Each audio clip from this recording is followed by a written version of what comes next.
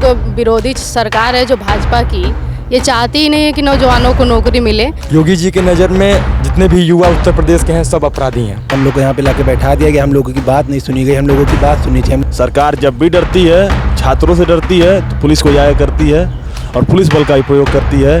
आप तो इसमें साफ साफ पता चला ना कि अपने लोगों को बैठाना चाहते हैं वहाँ पे। अब बताइए, पहले शिफ्ट का एग्ज़ाम अगर कठिन हुआ, दूसरे शिफ्ट का अगर इजी हुआ तो छात्रों के साथ अन्याय होगा। ये जो सरकार है भाजपा की, ये सीधे सीधे छात्र और छात्र नेताओं से डरती है। अगर सरकार जल्दी इस पर निर्णय पे नहीं आती है तो लखनऊ में एक बहुत बड़े आंदोलन की तैयारी है। छात्र जब सड़कों पर उतरता है तो अच्छे तानाशाह डिक्टेटरशिप हिल जाती है। तो इस वक्त हम मौजूद हैं लखनऊ के इको गार्डन में, और यहाँ पर जो समाजवादी पार्टी के छात्र संघ के छात्र थे, उन्होंने प्रदर्शन किया लखनऊ विश्वविद्यालय के गेट नंबर 1 पर, और वहाँ से उनको डिटेन किया गया और अब उन्हें लाया गया है इको गार्डन। तो चलिए उनसे बात करते हैं और जानते हैं कि जिस तरीके से प्रयागराज में जो एक चिंगारी बढ़ रही है, अब वो लखनऊ में भी देखी जा रही है, तो उन्हीं से जानते हैं कि आखिर उनके साथ लखनऊ विश्वविद्यालय पर क्या क्या हुआ। क्या है आपका? मेरा नाम सर्वेश यादव है। सर्वेश जी, ये बताइए, जिस तरीके से प्रयागराज में छात्र भारी संख्या में वहाँ पर मौजूद हैं और अब आप लोग लखनऊ में भी इस प्रदर्शन पर धीरे धीरे लोग बढ़ते ही चले जा रहे हैं, क्या मानते हैं आखिर क्यों सरकार इस पर अभी तक कोई भी निर्णय पर नहीं आ पा रही? सरकार, सीधी सी बात है, सरकार पक्षपाती तरीके से चल रही है। वो अपने लोगों को हर जगह बैठाना चाहती है कि वो हमेशा सत्ता में बनी रहे। इसके लिए वो नॉर्मलाइजेशन प्रक्रिया लाई और उस प्रक्रिया में उसने क्या काम किया कि 4 शिफ्ट में एग्ज़ाम करा रहे हैं। अब बताइए, पहले शिफ्ट का एग्ज़ाम अगर कठिन हुआ, दूसरे शिफ्ट का अगर इजी हुआ तो छात्रों के साथ अन्याय होगा। तो एक दिन में एक शिफ्ट में एग्ज़ाम होना चाहिए जैसे कि पहले होता था।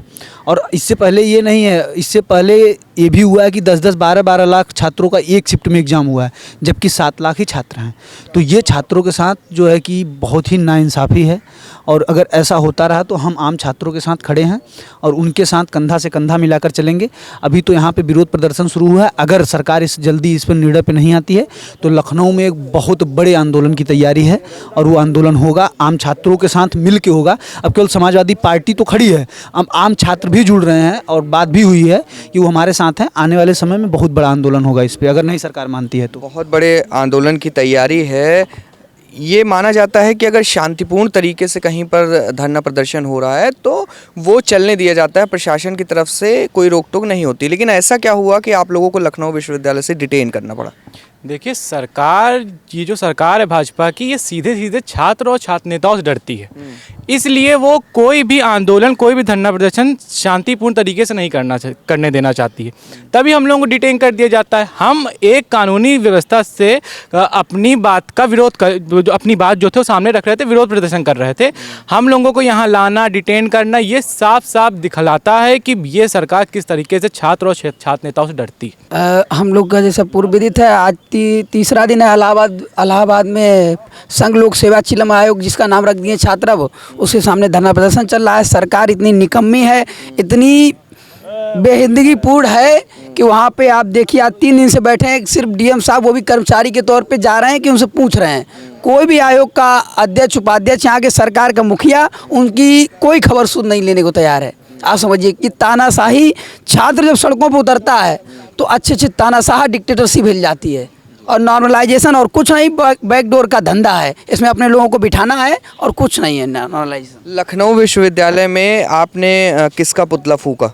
लखनऊ विश्वविद्यालय में जो उत्तर प्रदेश लोक सेवा आयोग के अध्यक्ष हैं संजय श्रीनेत जी, उनका एक नहीं 2 पुतला फूका गया है समाजवादी छात्र सभा इकाई द्वारा जी। बहुत मजबूत प्रदर्शन हुआ है, लगभग 6 थाने की फोर्स से डिटेन किया गया, हम लोग को लाके इको गार्डन रख दिया गया है।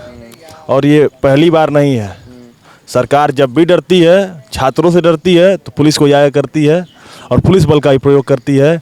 आज जिस प्रकार छात्रों के अधिकारों का पूरे प्रदेश भर में हनन हो रहा है, जिस प्रकार छात्रों को रोजगार न देकर के अंगूठा छाप बनाया जा रहा है, सरकार की मंशा ही नहीं है कि प्रदेश में छात्रों का, प्रदेश का विकास हो। हम लोग को यहाँ पे लाके बैठा दिया गया, हम लोगों की बात नहीं सुनी गई, हम लोगों की बात सुननी चाहिए। हम लोग छात्र हैं, पहले छात्र हित की बात सुननी चाहिए। क्या हो रहा है, आप 2 शिफ्ट में पेपर करा रहे हैं, अगर उसमें आप 1 शिफ्ट में पेपर नहीं करा पा रहे, उसमें इतना वो हो रहा है, चीटिंग हो रहा है, पेपर लीक हो जाता है, तो आप 2 शिफ्ट में कैसे पेपर करा सकते हैं?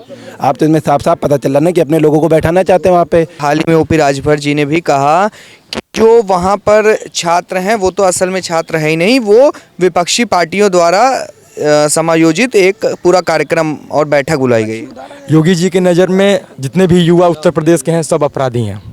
उनका ये पहली बार बयान नहीं है, उनकी ये दूसरी या तीसरी बार बयान है।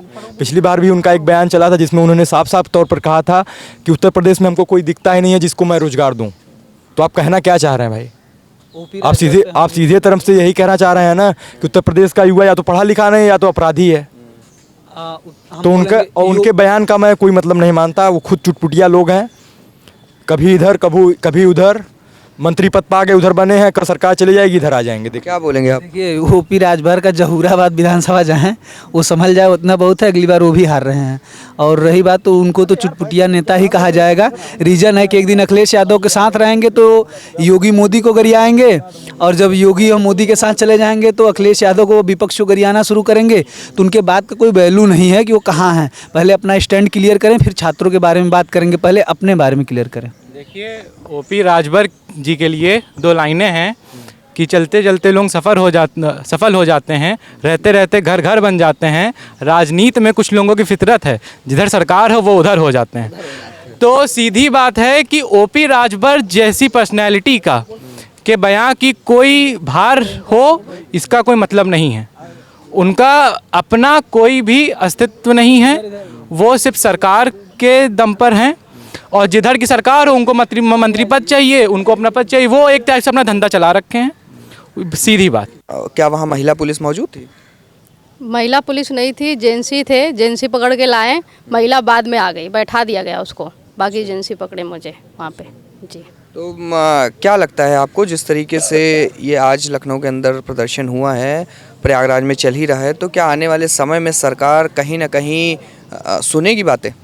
बिल्कुल, सरकार ये युवाओं के विरोधी सरकार है जो भाजपा की, ये चाहती ही नहीं है कि नौजवानों को नौकरी मिले। बाकी हम लोग डटे रहेंगे, ना बटेंगे ना कटेंगे, और जब तक न्याय नहीं मिलेगा हम लोग नहीं हटेंगे। जिस तरीके से देखा गया कि योगी सरकार लगातार कहती है कि 50,000 भर्तियाँ एक बार, 30,000 एक बार, 20,000 एक बार हम देंगे आने वाले समय में, क्या लगता है वो दावे कितने सच हैं? जी, भर्तियाँ आपने दे दिया तो इसका मतलब उसको सही से कराने का भी फ़र्ज़ रखिए। आपने ये नहीं कि दे दिया भर्तियाँ, रास्ते में पेपर लीक, कहीं पेपर हो ही नहीं रहा, तो आप इसको देख के चलिए, तभी आगे काम बढ़ेगा। आप लगभग दोनों ही लोग काफ़ी ज़्यादा युवा लग रहे हैं, तो क्या ऐसा हुआ, आपको क्या इतनी ज़्यादा ज़रूरत लगी कि आप लोग भी इस धरने में मौजूद होने आए? ऐसा क्या हुआ? ये समस्या हम लोग अपने लिए लड़ रहे हैं, हक के लिए अपने लड़ रहे हैं। ये पेपर वगैरह जो लीक हो रहे हैं, योगी सरकार से मांग कर रहे हैं कि ऐसा ना हो। यहाँ जो भी छात्र थे उन्होंने ये साफ तरीके से बताया और अपना गुस्सा भी हमारे कैमरे के सामने निकाला कि जिस तरीके से प्रयागराज में छात्र प्रदर्शन पर हैं, उनका सहयोग यहाँ लखनऊ के छात्र भी पूरी तरीके से कर रहे हैं और इन्हें डिटेन करके ज़रूर इको गार्डन लाया गया है, लेकिन अभी भी ये आगे बढ़ने को पूरी तरीके से तैयार हैं और हो सकता है कि आने वाले दिनों में ये प्रदर्शन लखनऊ के अंदर और भी बड़ा रूप लेगा। कैमरा पर्सन अंबर शुक्ला के साथ उत्कर्ष सिंह, लखनऊ।